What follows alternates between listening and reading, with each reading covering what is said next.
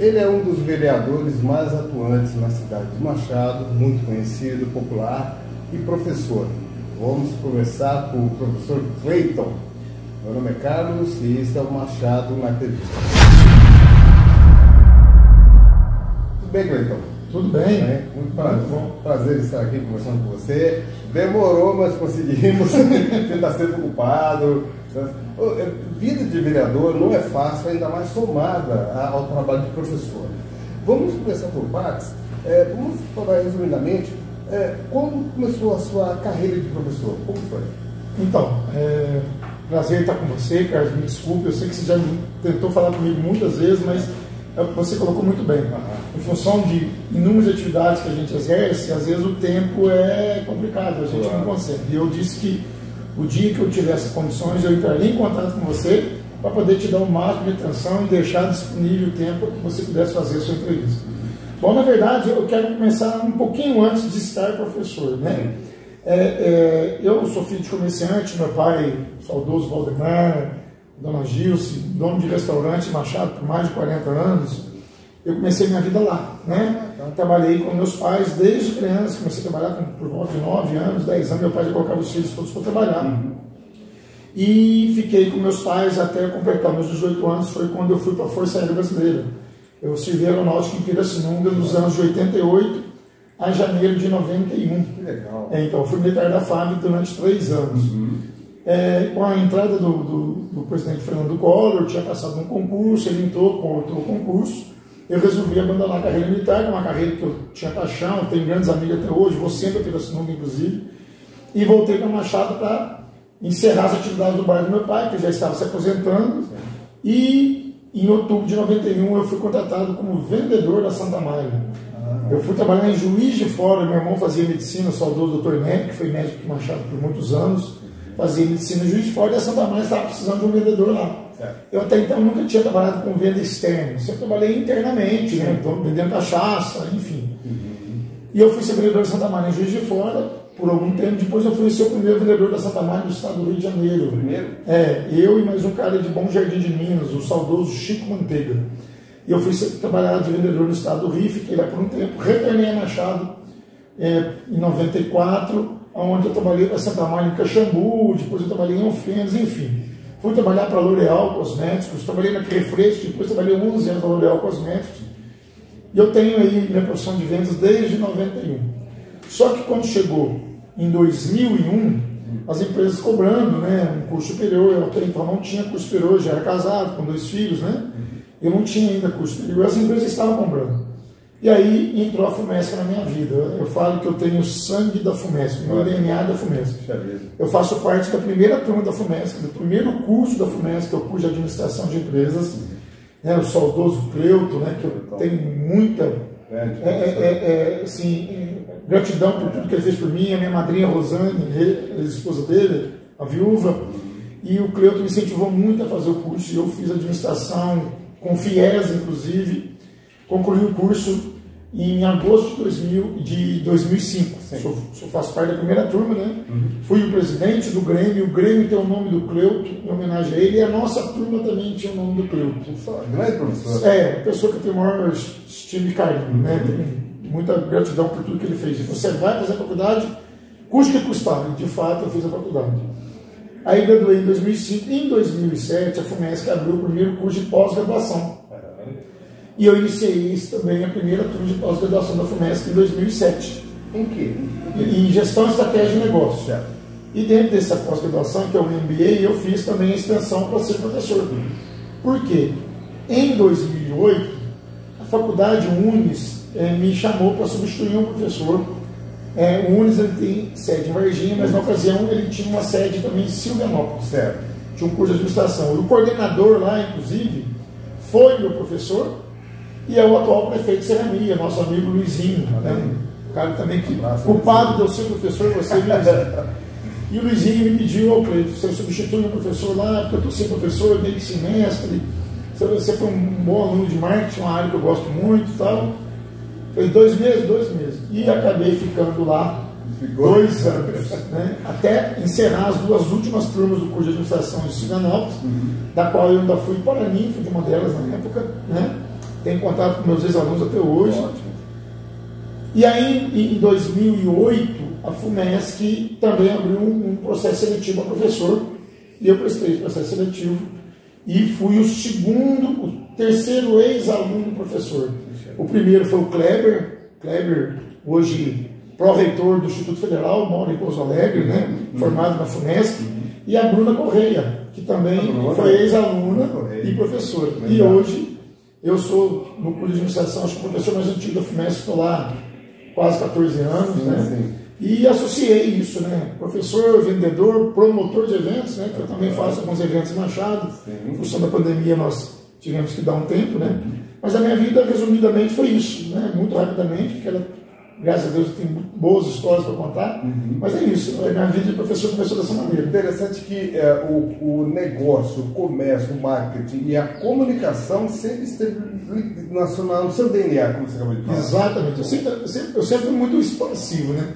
Sempre tive muita facilidade de falar em público, uma coisa que me ajudou muito, quando eu estudei no Gabriel Dorico, eu estudei no Chapeuzinho Vermelho. Chapeuzinho Vermelho, quem não sabe, era onde era a policlínica. A escola chamava Cônigo Walter Maria Pucinelli, era o pré de 5 e o pré de 6. E eu tive a honra de estudar lá, minha professora foi a Marlene Campos. Não esqueci a Marta também, né? Foram meus professores lá. E entrei no Gabriel Dorico. Fiz da primeira à quarta série no Gabriel Dorico e em 79 eu fui para o ginásio São José. E lá no ginásio São José, eu comecei a participar de algumas peças teatrais. Isso me ajudou muito, assim, a falar em público, a não ter vergonha, a ser um cara mais, assim, que tenha facilidade de comunicar. Isso me ajudou muito. Extrovertido. Isso, né? Dos irmãos. Eu tenho, assim, eu sou da última geração que teve o prazer, a honra de ter estudado no ginásio São José, que ele acabou fechando em 83, quando virou Iracema Rodrigues, 83 para 84, mas eu tive ainda 4, 5 anos com os irmãos da Salista. Aliás, os irmãos da Salista, todos vieram, a maioria, 99%, vieram do Sul, do Rio Grande do Sul. Temos grandes professores da época, foram irmãos e hoje são casados, constituíram família Machado. O Beno, o Lauro, né? O famoso Luiz Blanquer, né? Que o pai do Luiz Antônio também foi irmão aqui. Então, assim, muita gente. Machado foi um privilegiado de ter tido o ginásio São José. Maravilha. Muito bom. Cleiton, vamos agora para a segunda parte, quando nós vamos começar sobre sua carreira de vereador, ok? Beleza? Tomando uma aguinha, tá? Isso aí. Vamos dar uma vontade também.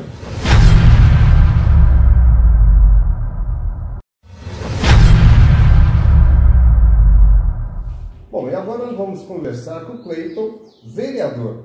Cleiton, política não é fácil, né? Todos nós sabemos que a política ela está no nosso dia a dia. A partir do momento que você caminha pela calçada, quando você entra no estabelecimento, numa empresa, a política ela faz parte do nosso dia a dia. O que levou você a entrar na política? Então, é uma pergunta que às vezes eu me faço também, sabe? Mas antes eu quero só complementar o que você falou. Você colocou muito bem que a política está no nosso dia a dia. O grande problema é que as pessoas, lamentavelmente, na sua maioria, não conhecem a política na sua essência. E eu não culpo eles, não. Lamentavelmente, a maioria dos políticos não fazem a política, eles fazem a politicagem. E, de fato, a politicagem ninguém gosta. Eu costumo, às vezes, com os meus amigos, com alunos, inclusive, eu falo assim, sabe o Cleiton é doutrinador? Não. Mas eu comento sobre política com meus alunos, apartidária, sem nenhum tipo de partido. E a grande maioria dos meus alunos fala que não gosta de política. Mas, de fato, eles não gostam. Sabe por quê? Porque não conhecem a política, né? Eles acham que a política é só essa política partidária, essa permuta, esse troca-troca, esse fisiologismo que, lamentavelmente, os políticos do Brasil fazem.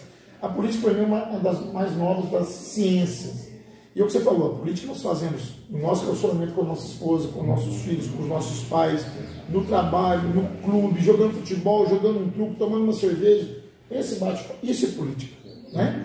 O que os políticos fazem é o fisiologismo, a politicagem, a troca-troca, a permuta. E aí ninguém gosta, de fato. Eu sempre fui muito político nesse sentido. Quando eu estudei no ginásio São José e também no SIC, eu fazia parte do Grêmio, fui presidente do Grêmio, tanto do ginásio São José como também do SIC. E fui o criador do diretório acadêmico junto com os colegas na FUMESC, primeiro diretor acadêmico.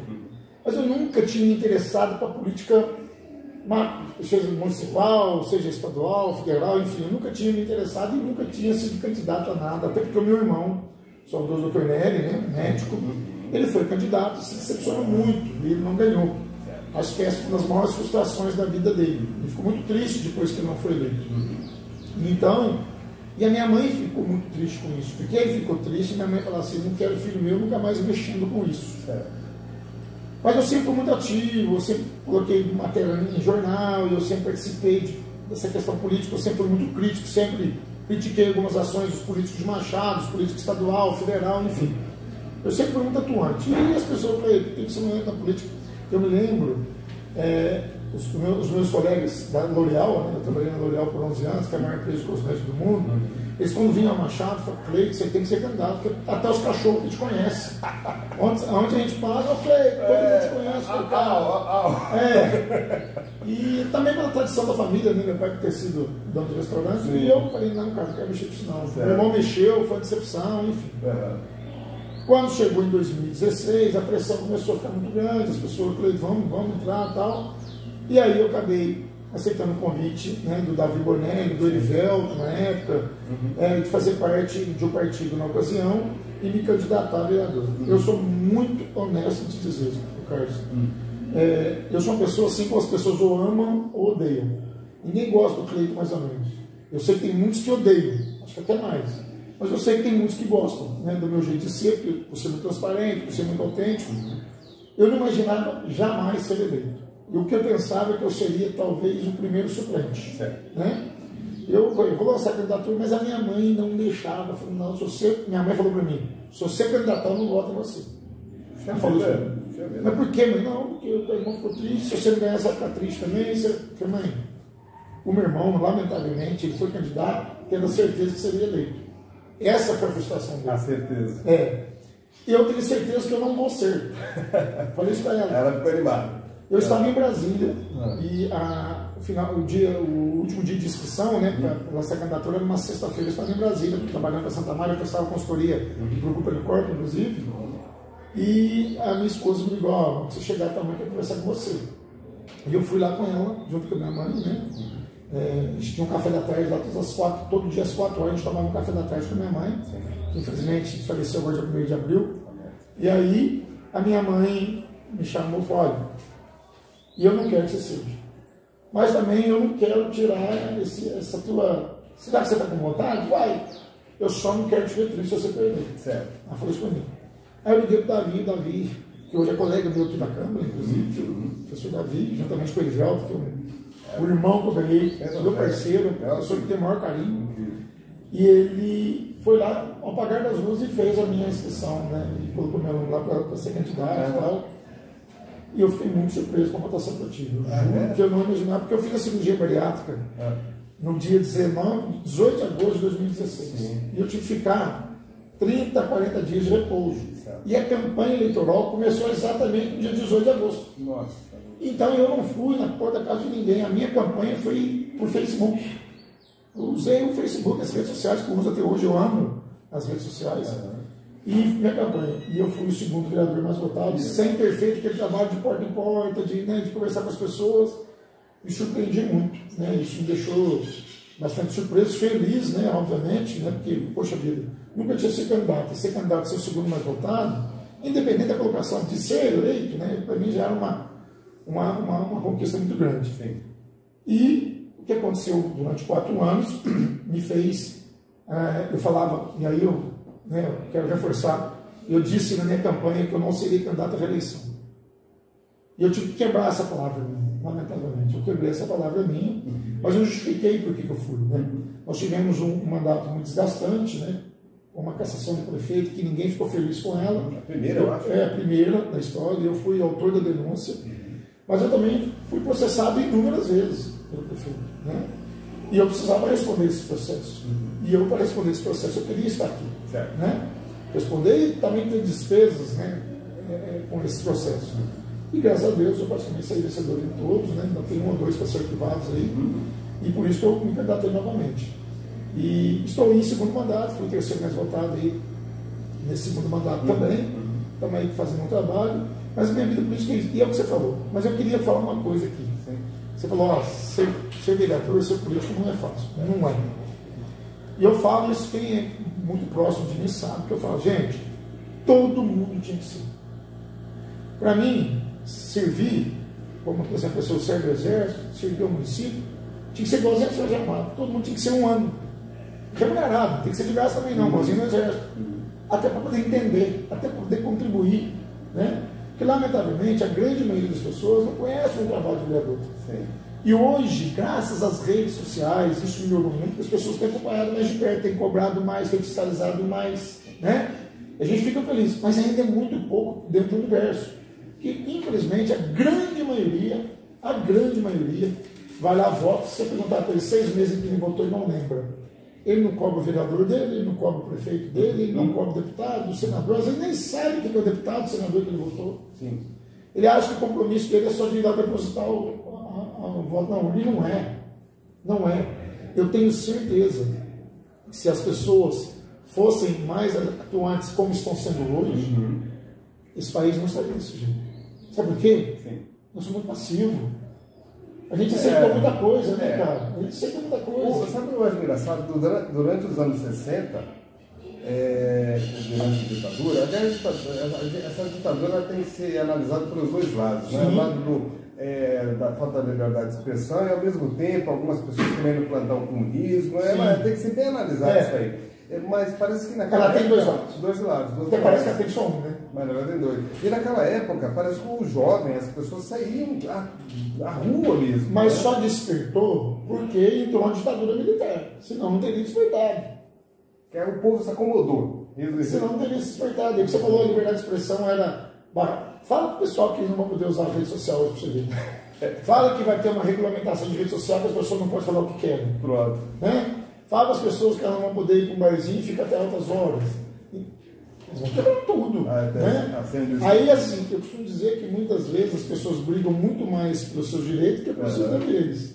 Eu acho que tinha que ser um equilíbrio aí. Eu tenho meus direitos, mas também tenho meus deveres. E o dever do cidadão é fiscalizar, é acompanhar o que o seu político faz. Sabe por quê? Porque nós administramos, né? Eu sou legislativo, através de leis, nós administramos o dinheiro dos impostos que todos nós pagamos. E essa história de falar, o vereador é meu funcionário, eu pago o salário dele. Eu também pago meu salário, porque eu pago meus impostos. Eu não sou vereador apenas, eu tenho outras profissões, eu tenho outras funções. Eu pago meus impostos rigorosamente, que aliás é na fonte, né? Não tem nem como sonegar. Então, assim, eu também pago meu salário. Então, como o cidadão paga o salário, ele também tem o direito e a obrigação de fiscalizar mesmo, de cobrar o vereador. O que está acontecendo aqui? Eu respondo a todo mundo no Facebook. Todo mundo que me marca lá, eu dou uma resposta. Talvez não é a resposta que a pessoa queira. Sim. Talvez não é o que a pessoa quer ouvir. Né? Agora, aqueles que atacam, que agridem, que faz politicagem, esses aí eu acabo bloqueando ou ignorando. Isso faz parte. Quem está na vida pública tem que aceitar esse tipo de coisa, obviamente. Né? Mas enfim. Vamos dar uma pequena pausa para nós concluirmos a terceira? Perfeito. Porque essa parte de vereador, você tem bastante coisa. Muita coisa. Nós vamos concluir agora na terceira parte. Certinho.